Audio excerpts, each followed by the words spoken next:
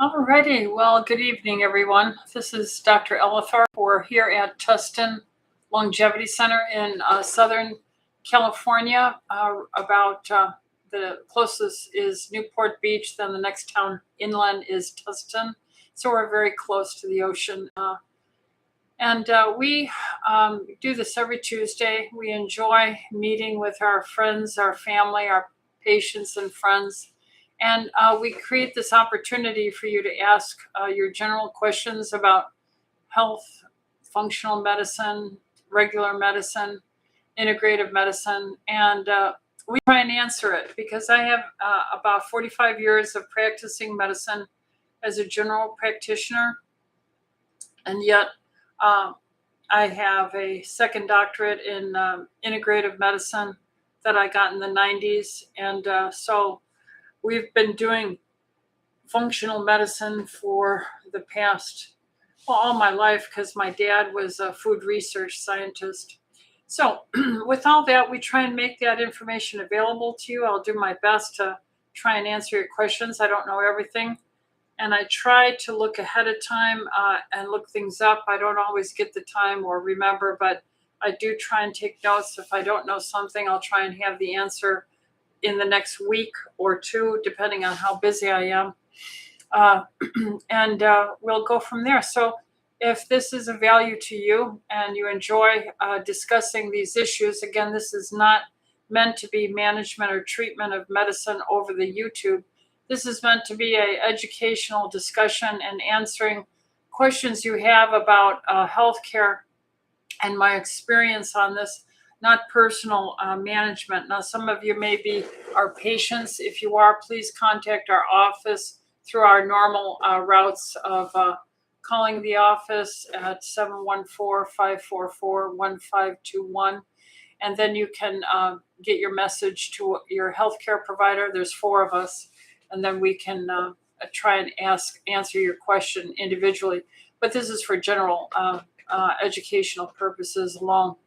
So we have 2 ways you can get a hold of us. We get these email questions shortly before we start this evening from 6 to 7 every Tuesday night. And then those who are on our newsletter, which is tlcdoctors.com, tlcdoctors.com, you can sign up for our newsletter and get informed every week and notification of this. And with that, there'll be a link there and you can click on the link, and then there's a certain number of characters you can fill in a question to ask your question, and then it'll get typed out at the end of the day around 5 o'clock. They try and get it to me, certainly that between then and 5:30. I don't always have time to look at it ahead of time, but I try to most of the time. Then the other way you can get a hold of asking us questions, if you're on YouTube and you're signed in, you can get into the chat, and then you can type your question live on the chat. And what I tend to do is I look at the live questions first, because these are people who are actually in attendance listening right now.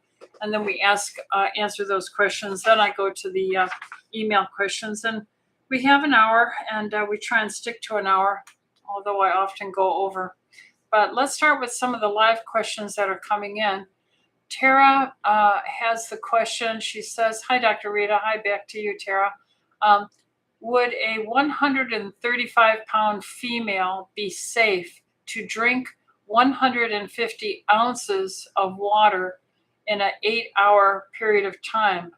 Sodium intake was about at the daily limit. Thanks. Which typically they tell you to have 2 to 2.5 grams of salt a day. We don't put restrictions on salt to our patients. We say salt your food to taste, and we say drink half your weight in pounds.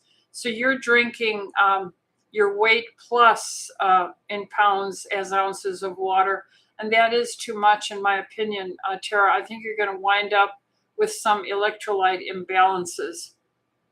Unless you're a hardcore athlete training for the Olympics or marathons, I think that you are under taking your salt and you're over drinking your water. And even though you do it over an 8-hour period of time, that still is a total huge load. Typically, they say half your weight in ounces. So if you weigh 135 pounds, that'd be about 70 ounces of water a day. And then if you're active with exercising, 10 to 15%, so 10% more would be 7 ounces, 15 would be about 10 ounces. So you would say about 80 ounces, maybe at max 96. So Tara, I think you would be wiser to cut back on your water volume and talk to your healthcare provider. If you feel that you need this amount, we would want to know why you're so thirsty.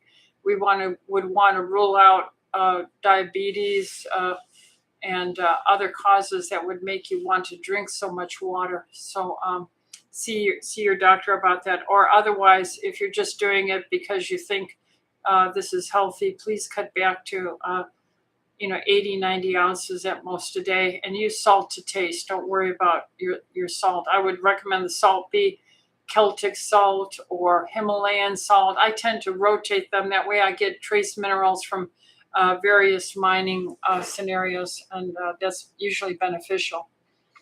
The next question on the live chat is from Greatest Thy Faithfulness. Hi, Greatest Thy Faithfulness. Is it okay to have a cup of coffee first thing in the morning, or should I wait a while? In general, what does coffee do? Coffee is a stimulant, and that stimulant would be added to your morning cortisol, which is a stimulant as well. That is usually not much of a trigger for insulin, but the thought is that the better scenario, biochemically speaking, would be to let your cortisol surge come and go down in the peak that it should be. And then after about 90 minutes from your waking up, from the moment you open your eyes and you say, I'm awake, that's when the time starts. So 90 minutes after that, and you get up and you start your day, there are certain things that you should really do, and that is drink water, a good 8 to 16 ounces of water, and try and get the first morning sunlight, outside without your glasses on, and let that come to you for a few minutes, preferably standing in wet grass in the morning. If you take coffee, however, that's going to prolong the stress your body's perceiving, and that cortisol will be longer lasting. Cortisol is necessary. We have to have that to mobilize the glycogen out of our livers to help us have something to give us energy in the morning. But I would suggest, the research indicates that you blunt that cortisol effect, and it would be better to postpone the cup of coffee until after you get up, you drink your water, you get about 90 minutes from awakening before you have your first cup of coffee, which allows the spike to stay up and down of the cortisol. And that's what the research is really starting to show.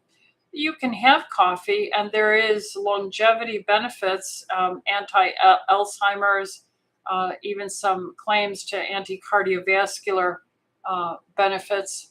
But the early research is now looking at our very stressful society and the many functions of morning cortisol and the things that prolong it and blunt it and make that cortisol is a breakdown hormone.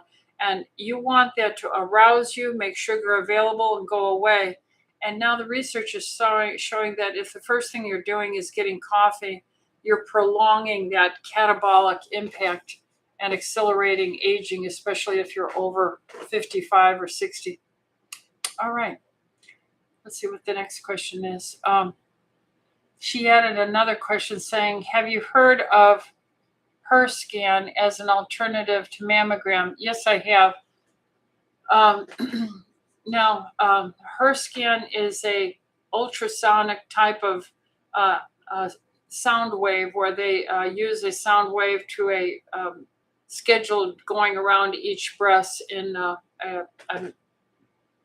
manner or a calculated methodology. But I'm going to tell you, every time I see a HER scan report, it is typically coming back with a very cookie stamp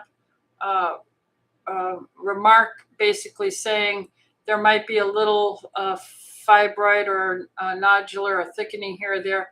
See your doctor. In other words, I believe that we should take responsibility for our lifestyles. We should take responsibility for our health and preventative health. And then we should do our own self-breast exam. We should have a doctor that is truly a doctor that has preventive medicine, biochemical wisdom and experience.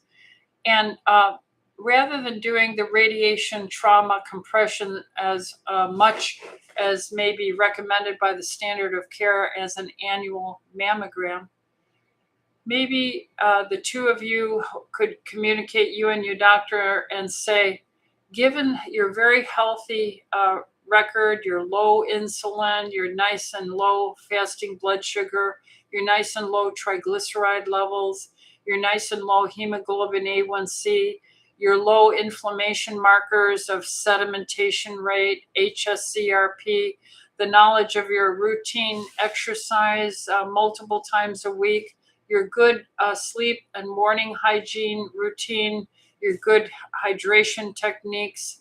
Given all these healthy lifestyle, maybe you and I can agree that we would do a mammogram radiation and the trauma of squeezing your breast that hard maybe every other year, or come to your agreement and do a bilateral ultrasound and track that.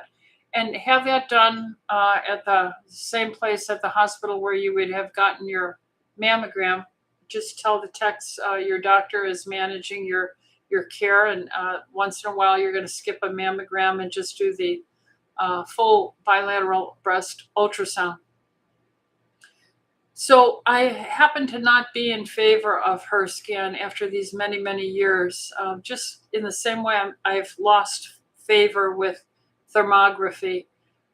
There is just too much of a sin nature, I think, in all of us, including myself, where we will look at money-making scenarios over and against the real data that's telling us that they're coming out as cookie cutter reports. Here's a thermogram heat signature 3+, 3-, 3, 4+, or whatever, 2+, 2, whatever these numbers are they do on the thermogram. And they're always the same, with the same statement saying, we find some areas that reflect inflammation. Please see your doctor. It's always sending you back to your doctor anyway. So why spend the money on this? Why spend the money on it? When you get an ultrasound from a radiologist, that medical doctor has to put their name, their career on the line, saying, I find no reason of concern for malignancy or otherwise, and repeat in a year or follow up as needed. So I'm looking for someone who the buck stops with them. I need that report, what they really think of it, not a wishy-washy statement from a money-making scenario that says, we find this and possible that, and this could or may not be. So go follow up with your doctor for any possible further imaging that may be required. And I'm sick of it. I'm just sick of these little, I see a shark going along with all the little trailing sharks that are parasites along the route of a shark, just waiting for the shark to get a bite, and then the little parasites can eat along with it. That's what I think of it. Then let's see. At M. Weldon. Hi, Miss Weldon. How are you doing? What supplement helps prevent memory decline or memory fog? Well, we could talk about that. And certainly, this whole concept of everyone is putting out a YouTube or an Instagram or a TikTok. Now, everyone from your neighbor who takes, a 6 month course in health coaching, not that I'm against health coaching, but everyone thinks they're a expert. And I am still learning. And I've been doing this 45 years. I did a second doctorate in this whole field. And I was raised by a father in food research. So since my age 4, I've been in the labs. And I am just aghast at the lack of practicality of people and their statements. They're hyperbolic, saying, "Here is the supplement that will fix this," or "Here is uh, the red light therapy that'll fix this," or "Here is the super concoction mixture," or "Here is a super special proprietary blend of anything." I have been doing this for 45 years, trying to keep all my patients in the same place, healthy, for half a century now. And I tell you, there's no one supplement, Miss Weldon. There is no one supplement. I tell you what there is a lifestyle. And that lifestyle would primarily have that personal responsibility for your preventative health care. You take responsibility for getting up on time, and the best time is with sunrise. And the best time is to get out first thing in the morning with the rising light and let that infrared get to you. Drink your water, set up what supplements. I'll talk about a few that may be helpful. And then talk with a good doctor who is familiar with natural hormone replacement therapy that always helps mental acuity. A good functional doctor that understands the importance of iodine restoration to the body, because almost all my patients are chronically low in iodine. And then exercise. The first morning thing to do is not have your coffee, have your water. I personally do, because my worldview is as a Christian, I do my Bible study in the morning with my water and my vitamins. And then as I see the sunrise, then I go out and I haven't eaten anything, haven't had my coffee yet. And then I take my dog on a mile or so walk in the early infrared light without my glasses on. And at the end of the walk, after 20 brisk minutes, purposeful walking, I put her back in the house. Then I stand on my grass and the wet grass, and for about 5 minutes at least, and let that infrared light come and penetrate through my skin, my skull, through all of my body, and do that for about 5 minutes. Then I come inside and I enjoy my coffee. I start checking my schedule for the day, do any preparations for my patients, look up any special medical issues, things I need to be prepared for their visit. Then I get dressed and then I go to work. And that all takes me from the moment I get out of bed to going to work about 2.5 to 3 hours. And then I have a wonderful day at work because I love what I do.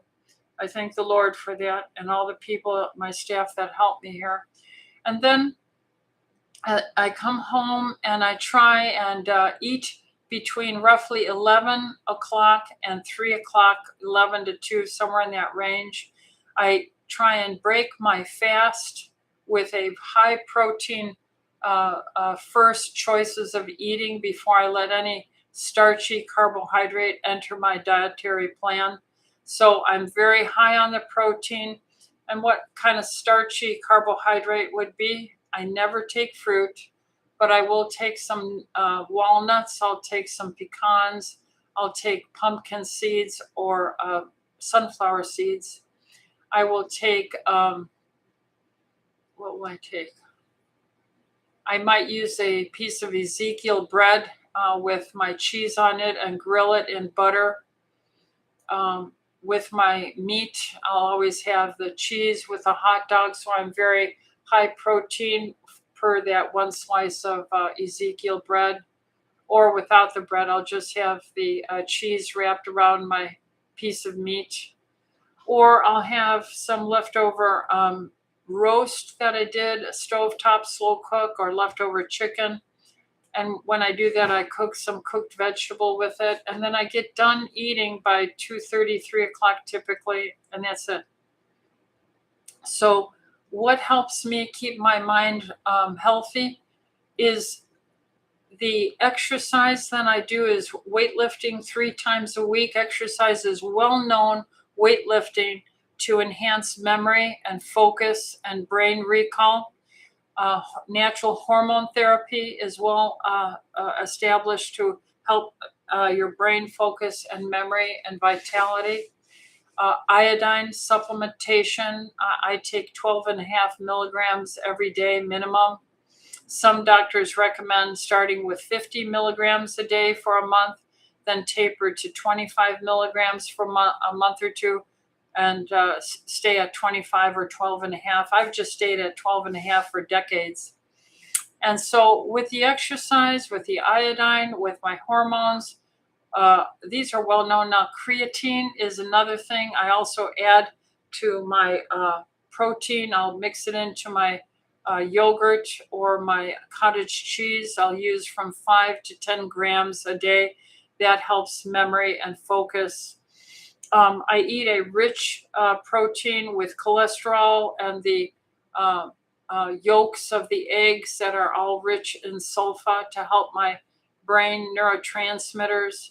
I try and eat a very low carb diet so my gut is clean. They say your second brain is in your gut. So eating this very healthy lifestyle in a window like that, because your greatest insulin utility time and sensitivity for digesting and handling any starch or carbohydrate or fruit sugar is from morning until about 2 in the afternoon.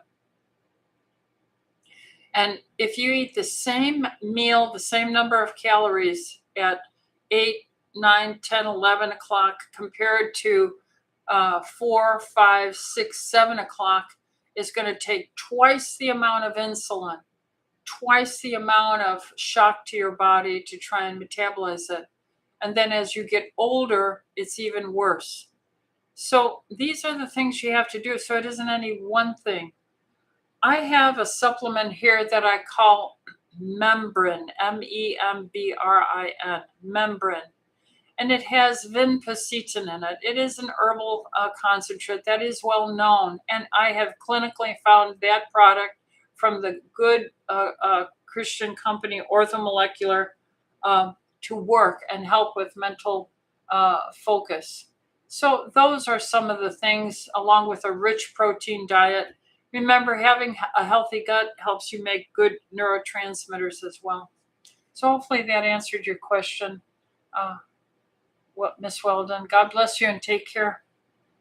All right, and then the next question is from Alec. Alec says, I'm a 69-year-old female and have suddenly been getting purple spots on my arms. Just a few here and there, but it's something new. Well, Ellen, what this usually represents is hemangiomas. They're tiny little bundles of blood vessels, little blood vessels. And in general, they've always been there in general. It's just the thickness of your skin gets thinner with age. And the thinner it gets as we lose our hormones, we lose our digestive ability to bring protein and collagen and elastin in, and our vitamin status, the vitamin C levels, our minerals diminish. Then our skin thins out, and these little bundles that were hidden before then become more notable, okay? And these are hemangiomas, okay? Hemangiomas, typically. That's what it sounds like on the YouTube to me. But of course, I can't see. So you need to have your local doctor take a look at this and see if these are, in fact, little blood vessels that are age-related and showing up. But have your local doctor take a look at that. All righty. And then the next question is, Ms. Weldon says, hi, Dr. Ellithorpe. And then And she says, thank you so much. Miss you. I miss you too. God bless you. If you're ever in Southern California, do drop by. I am so blessed. I've been here for so many decades now. And when I see my patients, like I look at tomorrow's schedule, I'm looking at it right now. And all these people I know for really years and years and years, a few new ones, and it's fun to get the new ones too. And it's just like seeing my cousins or my nieces and nephews, or, I'm so old now. I'll be 73 this summer that I can't say my aunts and uncles anymore because I'm so old myself. So it's fun, Ms. Weldon. It's a blessing. All right, let's keep on going. At Beth says, your thoughts on starting hormone replacement therapy with 200 milligrams progesterone daily. Is this a good starting dose? Yes, in general. The estradiol cream is a 0.625 with 1 milligram testosterone. Boy, that sounds suspiciously to me like a Premarin concoction. If they wrote the word, this is estradiol, I'm not sure that what you're taking, because the old Premarin used to be a 0.625. So I would check that out. If I ever saw you, you would have to bring that in and the packaging to see what it really is.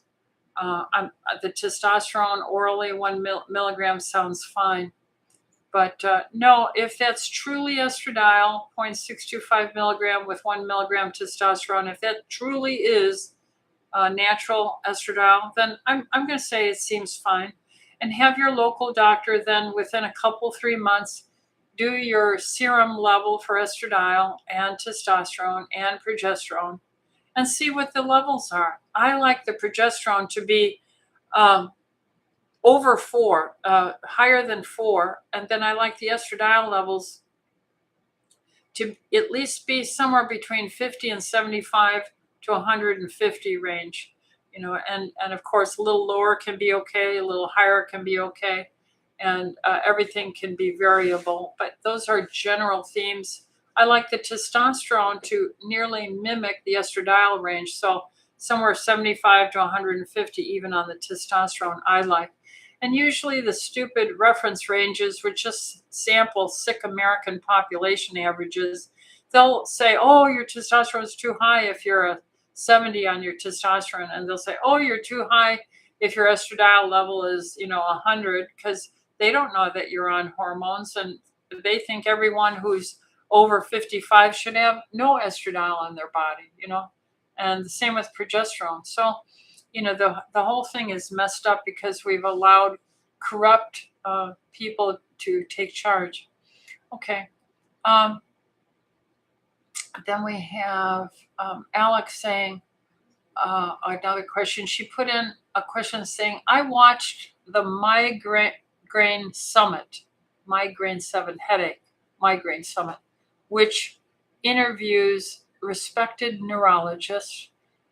They said microdosing of GLP-1 may help migraines. Any thoughts? Haven't found any other help. Well, of course it will help, because they don't want to tell you how to save money and improve your whole body. They want to just sell you something. And our body has all kinds of peptides. Everyone knows, and I've taught everyone for decades and decades and decades here, that if you eat a high protein, very low carb, low carb keto, really keto, or a carnivore diet, your blood sugars come down, and that's what the GLP drugs do. They just override and force you to feel like nauseous and full, and you don't eat, which brings your blood sugars down, which makes your body produce ketones. And ketones have always improved a general plethora of problems with the brain, from irretractable seizures in childhood, chronic seizure disorders, to migraines, to glioblastoma multiforme. So of course that's the way. And if those learned, respected neurologists didn't tell you, it's the wonderful science of self-discipline, preventive medicine, of the ketone production from a very low carb diet, because we are bathed in this country with the social pressure to buy and eat, satisfy every bodily desire. Use this whole for entertainment, not for a mechanism to restore you, this wonderful body God gave us and created. And all this high carb eating from our childhood on now, the teenagers and kids I see, they're so metabolically prematurely old that I feel like I'm a teenager compared to the teens I see today. I'm 73 almost, and my lab way outshines teenagers today. So of course, Alec, they would. I hope they brought it up if they love their patients. But again, my thesis is they don't love you. They love your money. They love your money. And one more time, they love your money. And don't ask them any questions outside of their narrow specialty. Don't be a general practitioner that has to know everything, some depth about everything. Now, when I don't know something, I have to get the support of a specialist. But I have to admit to you, I am biased now at almost 50 years of practicing medicine. I am biased now, and I have to be careful with this bias. I have lost all respect for the specialties and my colleagues who are so narrow-minded, so limited in their knowledge base, so incapable as a general rule of not seeing and being able to figure things out. If there isn't a protocol for it, they drop kick the ball to another specialist. That's not how you practice medicine. You're supposed to take care of people and solve problems for people. And you're supposed to be able to call up a colleague. And I'll tell you, I can't tell you how many times I've tried to call a doctor up about a patient, and I don't know exactly about the referral, and they shut me off. Can you believe that? I don't know who Dr. Ellithorpe is, general practitioner. I don't want to talk to her about anything. Evil. Very sad. Very, very sad. All right. Now, what's the next question? Tara says, hi. Thank you. Would you recommend supplemental salt or even an urgent care saline IV? I was trying to flush nicotine to help with quitting with withdrawals. You were on nicotine, or you were using the vape, or you were smoking cigarettes. Thanks again. I am not against nicotine. God made receptors, nicotinic receptors, all over our body. What I would do is, if you were a former smoker, former vapor, and I was one myself, you have to get to a point where you take responsibility for your health, your preventative health, and you do the best you can starting with these healthy lifestyle schemata that I started with when we opened up this evening's YouTube, and do that, Tara. And again, my worldview as a Christian, my Bible study is my strength. So I don't worship functional medicine. I worship the God who made us, because we don't have all the answers. We do not. I don't have all the answers. But what I do have is a knowledge range to help make sure my patients don't make harmful choices and admit when I don't know something, and use a referral, know what things are emergent. And then in the meantime, keep on studying, keep on learning from my patients, and work things out and work out plans with my patients and watch over them once a year, twice a year, sometimes more frequently. Very often, these young ladies today in their early 40s are starting to go through hormonal changes too early, and I have to see them more often. And it's just so sad, because when I was a very young doctor in the late 70s, women were doing well until they hit around their early 50s and started going into menopausal symptoms, and then would end late 50s, early 60s. So I would just say regarding that, talk with your with God, whatever your faith is, and exercise, and use that protocol I gave in the beginning, and not be afraid of nicotine. I used to have a nicotine little bottle here because it is in almost all your food. I mean, the nightshades are full of nicotine. Many of your vegetables have nicotine in it. So nicotine isn't bad. You don't need to flush it out. So don't worry about that. Okay, Tara? All right, let's do some of these email questions that came through. Let's see. Krista says, I'm a 57-year-old woman wanting to do what I can for longevity, and have heard of taking glutathione and NAD. Would you recommend something to keep arteries clear from plaque buildup? Thank you. Well, everything I just said, Krista, if you would have a healthy lifestyle, a morning discipline of getting up with the earth and planetary electromagnetic energy, things that all the animals obey, and they get up and they get the infrared light and they get their circadian rhythm right. We should do the same thing in the morning. We should get ourselves grounded.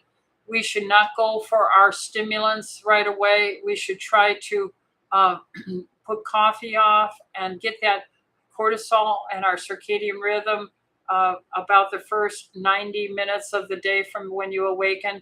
Then you can have your cup of coffee. I'm not against coffee after that. And then try and eat somewhere between, an hour and a half after awakening until mid-afternoon, especially if you're over 60 years old, because you have less and less capacity to digest the older you get. And if your blood type is A, A's don't digest as well as a generalized rule compared to the B's, AB's, and O's. But all of us, I'm a B positive, and I would say around my late 50s, I had to start using digestive enzyme support. And then I take a brisk walk, exercise every morning with my dog walking. Having a dog or a pet is always associated with longevity. Being married is associated with longevity. Practicing your faith is always associated with longevity. Having a purpose-driven life, so to say. You're here to help your mom. You're here to help your brothers and sisters. You're here to help your community. You're here to help the homeless. Whatever it is, you have to have purpose.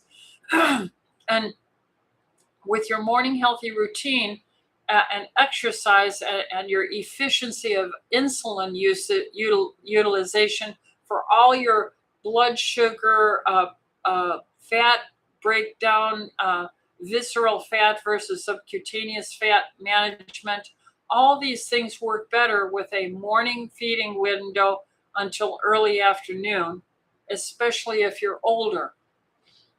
And then we have been propagandized by a corrupt medical system and made afraid of saturated fats, which they now apologize for at the American Heart Association. But their whole inception and creation as an organization, starting out first as the American Heart and Pulmonary Association back around 1940 or somewhere around there, was all corrupted for management of the cardiovascular and prescriptive role imposed upon people that would get it. So we have to tell you, you have to exercise in the morning, eat a low carb, real food, not packaged food. I prefer cooked vegetables. Because we've had so much exposure to fructose, I don't eat any fruit. But in a world, if we didn't have all this pollution of propaganda to eat this filthy high fructose corn syrup laden, even our coffee shops squirted into our coffee, for heaven's sakes. That's why I say don't eat fruit in general. And then, so eat a low carb diet. Remember, the sugar molecule is a dimer of glucose and fructose. So you're going to wind up with fruit sugar anyway. So be very low carb, eating real vegetables, and real food will have these lectins in it. So if you eat cooked vegetables, you diminish the impact of those lectins in general. So I generally only eat cooked onions, cooked broccoli, cooked garlic, cooked asparagus, cooked green beans, cooked spinach, cooked Brussels sprouts, more fibrous vegetables like that. Maybe some cooked squash, cooked sauerkraut, things like that, as opposed to so much potatoes, yams, rice, or beans. That's way too much carbs, especially at my age. Um, and then with that lifestyle and not eating late and having my stomach empty for about 18 hours before I break my fast, for me, that's around 11 o'clock. And I eat with a high protein piece of something, whatever it's going to be, before I'll eat any carbohydrate, maybe 20 minutes later or a half an hour later. I eat between 11 and 2, 11 and 3 o'clock in general. Then I can have such very little insulin spikes in my life, which would generate a very low carb lifestyle, which would keep the lining of my blood vessels smooth, because these spikes of insulin and the spikes of sugar are well known to be damaging to the lining of the blood vessels and harm them, which is felt to be associated with attracting the inflammatory injury response that generates these microclots and then the calcifications and so forth. And then a healthy exercise protocol, including weightlifting along with aerobic. So I get my aerobic in 7 days a week, walking my dog briskly, and I get my 1 hour of hard exercise in at the gym on the machines. And then I take systemic enzymes on an empty stomach at least once a day. So any age-related inflammation in my diet or my life or my allergies, whatever isn't trying to inflame or injure me, I'm keeping that down with the enzymatic Pac-Man, cleaning up any old injured cells. Then I take vitamin C because there are those who argue that aging to the lining of your blood vessels is really localized scurvy, meaning we Americans have such a lousy diet with industrialized farming and indoor lifestyle and not enough sunshine and antisocial behaviors. We have a scurvy level almost on our vitamin C because we make none. So there are certain vitamins that I do strongly recommend, like Juice Plus antioxidant, vitamin C, vitamin D, iodine, the multi-minerals, and the essential fatty acids that I have in the physician clinician's preference oils. And that's pretty much the foundation, vitamin D 10,000 with K2.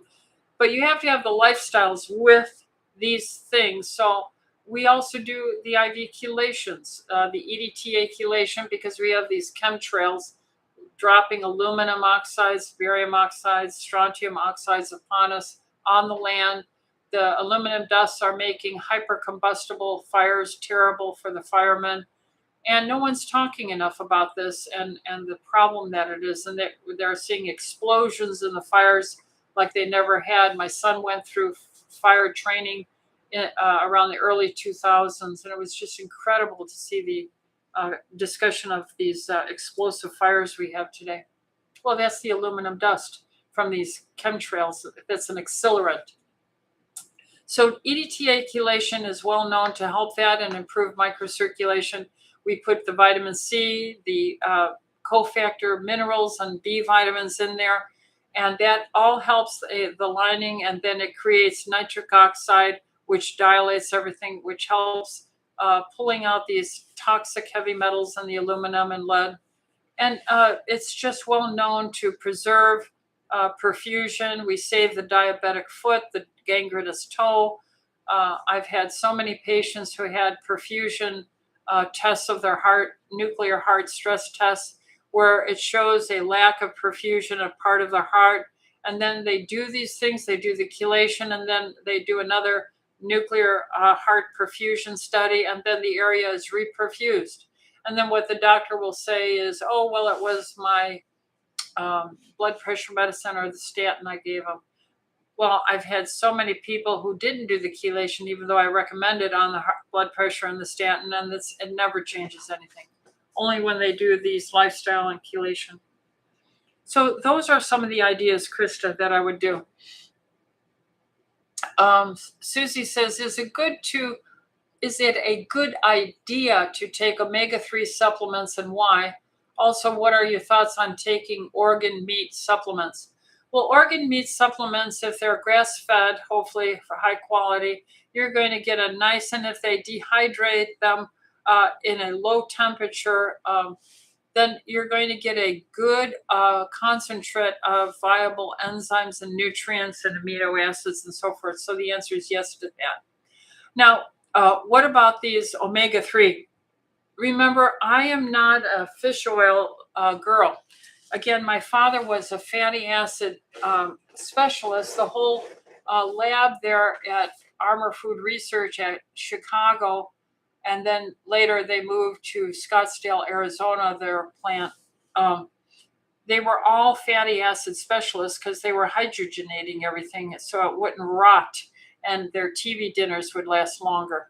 Now, so all this concern about omega-6 is really misconstruing the fact that almost everything you guys have been eating since I was 4 years old, that was about 68 years ago, all this has been hydrogenated. You've been eating omega-6s that are processed for long shelf life, and you've been eating this damnable omega-6 that has been hydrogenated, and they salt it up and they make it tasty with these fake butter types and cheesy type tasting things, salting it up. And you go for it and you chew it down by the pounds and pounds throughout the years, over the decades. And you're taking in all this harmful, hurtful omega-6 linoleic acid hydrogenated, which is one of two essential human fatty acids. And then I think that's one of the main reasons why the cell membranes in the heart is injured. Now, if you would stop all that junk food, and if you would use the natural foods that are rich in this, eat your egg yolks that are rich in linoleic acid, and your meats and fish and the skin on your chicken and some nuts and seeds, you'll be rich in all the natural forms of linoleic acid. The lining of your blood vessels and your skin and your hair and your body parts will be healthier and have plumper cell membranes, more resilient. But you have to stay away from the junk food hydrogenated fats. So that is why I don't say buy fish oil, because we're not fish. EPA has 5 double bonds in it, and DHA has 6 double bonds in it, and they combine with oxygen and get oxidized. That's why fish oil stinks, because there's so much oxygen in the world. And so you're told that this is super important. We can make EPA and DHA through our natural enzymatic process, delta desaturase enzymes, and we can make DHEA. And they want you to believe we can't make much. Well, you tell me how much you have to make. The research I saw before science was as corrupted was that we only need about 1 milligram a day of DHA for our brain. Now they want you to think you need dozens and hundreds of milligrams. So who's telling the truth? Well, how about us, who finally there's the article. I don't have it here readily now. Do I? Do I have the article?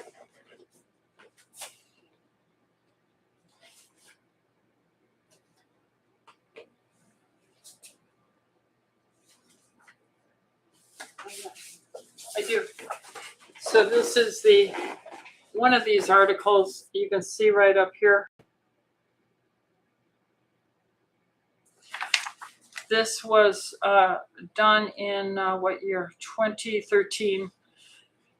it was the differential effects of adulterated versus unadulterated forms of linoleic acid on cardiovascular health. And so this whole thing is going to say almost every scientific study published is not clarifying whether they were using hydrogenated fats for their omega-6 studies or truly nature's generated linoleic acids that were not hydrogenated.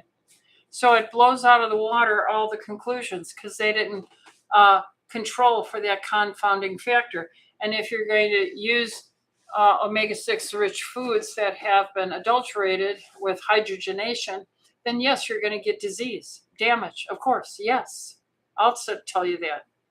So that's why I'm so fed up with science and my colleagues. All right, so the name of ours is, and I worked very hard to make sure we have a linoleic and alpha-linoleic that is not hydrogenated. It's in a dark bottle. You got to keep it cool or room temperature and use it up. It's called clinician preference oils. Okay.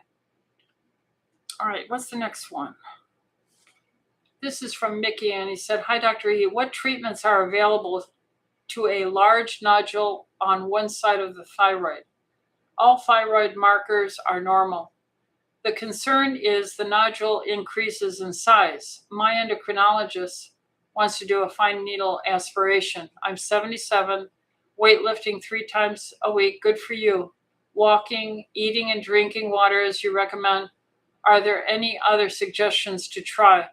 Well, number one, I don't know who you are, and I don't know how many centimeters that or less your nodule is. So you have to follow what your doctor says there and let your endocrinologist do the fine needle biopsy, because the bigger the thing or the more it grows, there is a higher increased probability that it can become cancerous. But if we really get our insulin down and the spiking time and this constant nibbling and eating and narrow our window of eating, to 6 hours consistently, the same time always, we're going to have far less stimulation for the growth of any nodule, tumor, fat, or polyp. Okay, so in general, I would use systemic enzymes, a very low carb diet, and track it with your endocrinologist. Now, how many enzymes? I would use 5 twice a day of Vitalzyme, and I would do that for 6 months, and then watch with an ultrasound and see if the size stayed the same or a little smaller. Then you have hope that maybe the enzymes are like little Pac-Man chewing it up. I'm also in favor of EDTA chelation with vitamin C, because that'll improve the microcirculation of all the little capillaries there, and it'll get the enzymes there and everywhere throughout your body so it can chew up any debris cell more easily. And then the next question is from Krista. Again, she says, what are your thoughts on the supplement called Longevity by Sunny Within? Ingredients below. And the ingredients are vitamin E, 50 milligrams, B12, 2,000 micrograms as methylcobalamin, medium chain triglycerides, 600 milligram, glutathione, 100 milligrams, CoQ10, 100 milligrams, lactoferrin as 50 milligrams, NAD as 15 milligrams, liposomal micelle matrix, 5,000 milligrams, and phosphatidylcholine, 10 milligrams. What I would suggest is we are made of an innumerable amount of peptide, vitamin, mineral, antioxidant, polyphenols. They're all out there in the world, and we don't know them all. We're learning. The glass ceiling has been broken. I'm so thankful to see more research and discussion about astaxanthin and resveratrol and methylene blue and nicotinamide adenosine dinucleotide or mononucleotide and amino acids support and all these things. But we only know a tiny fraction. We're looking through a glass cloudy, but when we're in heaven, we'll see clearly. But all these guys are latecomers to this, and they put out YouTubes as if they're super knowledgeable. And you can have your PhD and you can have your MD and you can have your MD PhD and you can have your master's in science and do good jobs tracking down a pathway and discussing it. And there's many good YouTubes out there, but there's a vast majority, too much, of people with very limited training who are putting out data that is confounding.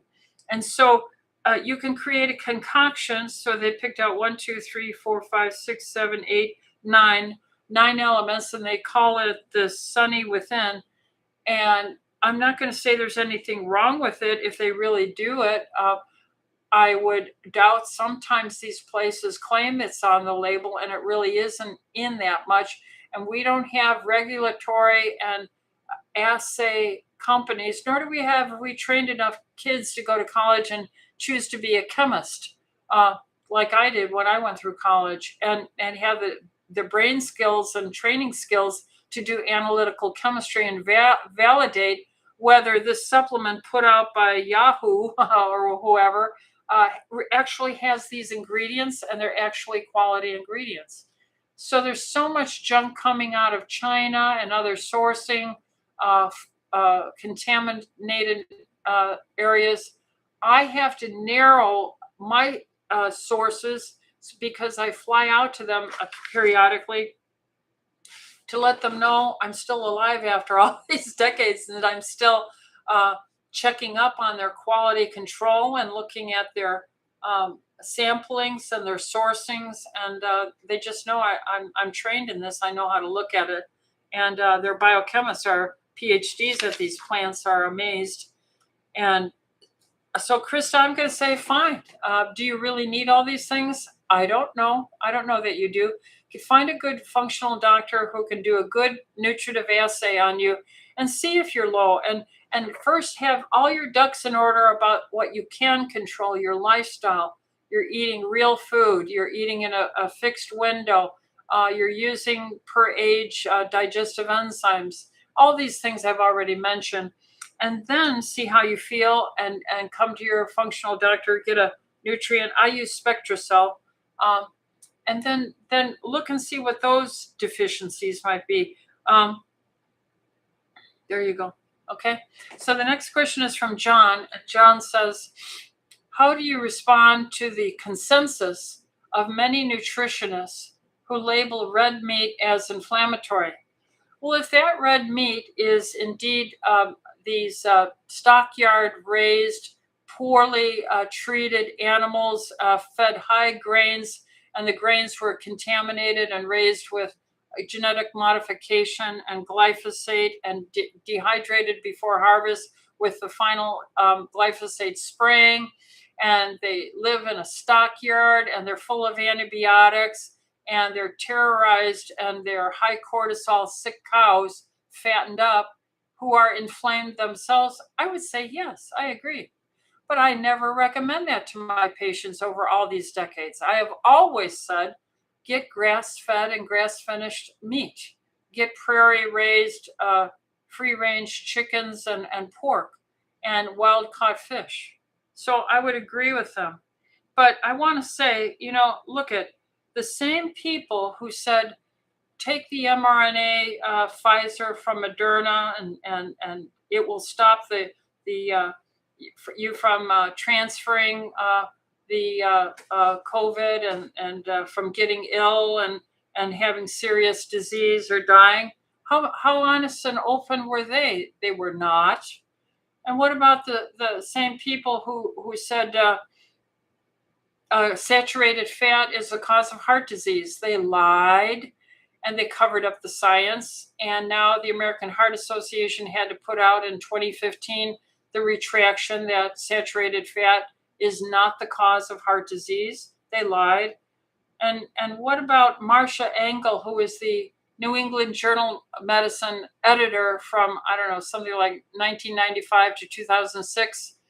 And when she wrote a book called, what was the name of that book? Something about the lies or something about drug companies. The Lies of Drug Companies by Marcia Angell, Angell, physician, editor-in-chief of the New England Journal of Medicine. Of course, at the end of her time working there, and then she informs us that the vast majority of the science published in the New England Journal of Medicine is driven by capital interests and not true science. What about the Surgeon General, who said when I was a little girl in the 1950s, smoke Camels, filterless. Doctors prefer cigarettes that are without filters because it helps with anxiety. The Surgeon General said that. And on you can go with examples of people who have authorities, stethoscopes around their neck, titled people. Your title doesn't matter, folks. It's the fruit you produce. How healthy is your population of patients? How long lived are they? How good are you looking as a doctor with your patient group? Do you do what you tell your patients? How variable are you? Or are you just a narrow money-making little specialist, and you anything out your little protocol world you refer out? I mean, I don't know if you can listen to these narrow areas like this. And certainly they don't have the experience level. And you have to have the worldview. I'm going to just say it. You have to have the worldview of the Christ-oriented, where you die to yourself and you serve others, and you don't work for money. You trust God Almighty for a decent income. Because I tell you, a lot of people are in medicine that just went in it for this, the image and the money-making prestige and so forth. So that's how I respond to the manipulated, trained by the financial interests and I'll tell you, the General Mills and Kellogg and all these industries are multi-billion dollar industries worldwide who can buy science and buy the training programs for medical schools. And you don't think they're training the little nutritionists what to think? And they quote these epidemiology books that are not truly scientific with too many confounders. And the kids didn't get enough chemistry, biochemistry to really understand statistical studies and assaying a good scientific article, and they've never published a thing. My goodness, they don't have enough wisdom and experience. I thank God Almighty that I have been raised by a father in food research, chemistry, majored in chemistry, biochemistry, and minored in biology, and then went on to publish myself, and I'm published over and over. Now, I'm not doing this patting myself on the shoulder. I'm just saying you have to look at the fruits of someone, and you have to look at their perspective. Are these people that experienced? Are they published? Do they have a healthy skepticism? Are they correctable? I mean, in the beginning, I was against Juice Plus, now the most researched nutraceutical in the world. And I set up when I was doing my second doctorate in integrative medicine in the 90s, Juice Plus had come out around 94. And I just couldn't believe the data I was hearing from the people on it, on their health journeys. And so I said, I got to prove this crazy thing wrong. And so I did a publication on this, the American Nutraceutical Journal, for the spring issue of 2001. It came out. It was done quarterly back then, 25 years ago, quarter century ago. And my own research proved me wrong. That's humbling. That's humbling. And so I became a user of Juice Plus. So there you have it. All right. And then Rosie said, I was prescribed Premarin cream as hormone therapy, mainly to help with recurring UTIs. I don't have any of the usual symptoms of menopause. I never really have any symptoms, though I'm in my late 50s. I was told I don't need to take progesterone because it's a vaginal cream. Is this correct? And do I cycle this cream versus using it every day? Well, you have to follow the prescribing doctor, Rosie. I don't know who you are. I don't know what your situation is or what you look like on the pelvic exam. But estradiol helps thicken the lining of the skin of the vaginal and entrance of the skin there around the we call it the introitus, where the urethra is, and helps get it thicker so it isn't patulent and just hanging open. The extra estradiol helps it get more taut and firm and thicker, so you can stop your pee easier when you constrict your muscles down there. Testosterone helps it. A low carb diet does. A high protein diet helps this. So I'm not against this. Premarin is really horse estradiol, equine estrogen. I don't know that I would ever give that. I would give real estradiol. But any estradiol should never be unopposed with cyclical progesterone. I don't care who the doctor is. God is the creator and ran the design engineering here. And he created the estradiol and the balance of progesterone, if not continuous, at least cycling 2 weeks on, the same 2 weeks every month. So that's what I would say about that. But you've got to work with your doctor and follow up on that. Simone says, hi, Dr. Rita. I recently had a Mohs surgery on my nose. So she had something scraped off. And 3 weeks later, she had a skin graft. Would taking VitalSign help or hinder the healing of the skin? It would definitely help, because there's a lot of injured cells there, and it works as a natural anti-inflammatory. Plus, if you could come in and get some EDTA chelation with vitamin C, that'll help. Eat a high protein diet. Don't eat late. The highest growth hormone peaks after you've been around 16 to 18 hours fasting. So if you had a window of eating of 4 to 6 hours and the same 4 to 6 hours every day, and by the time you get to hour 18, your growth hormone for healing and repair is so high. And especially if you did a little exercise before you broke your fast, like a brisk walk for 20 minutes, your growth hormone will go up 1,000%. And finally, James says, I currently take Azor, which is a combination of amlodipine and olmesartan, 540, yeah. And recently heard that super beets can lower one's blood pressure. I would like to lower my blood pressure naturally. Can super beets help? Well, super beets are mostly carbohydrates. I mean, I think 85% of a cup of beets is carbohydrate. So I would throw it out just for that reason alone. The reason why they're marketing it is because they can make money on it, and money on this one little nutritive fact. It is a rich source of nitrogen for making nitrogen oxide that helps vasodilate.